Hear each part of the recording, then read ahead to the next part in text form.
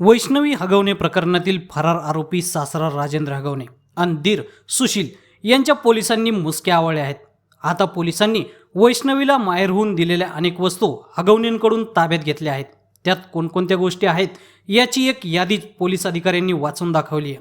त्यात वैष्णवीला तिच्या माहेरकडून लग्नामध्ये दिलेली एक फॉर्च्युनर गाडी, एक ॲक्टिवा, काही चांदीची भांडी, 2 पिस्तूल हे सर्व जप्त करण्यात आले. मात्र लग्नामध्ये दिलेलं 51 तोळे सोने तारण कर्जासाठी तारण म्हणून ठेवण्यात आलंय. याबाबत पोलिसांचं फेडरल बँकेशी बोलणं झालंय. वैष्णवीचा सासरा राजेंद्र हगवणे आणि दीर सुशील हे दोघे घटनेनंतर फरार होते. त्यावेळी त्यांनी कर्नाटकपर्यंत प्रवास केला. त्यात त्यांनी वापरलेली थार, इंडिवर आणि बलेनो या गाड्याही पोलिसांनी ताब्यात घेतल्या आहेत.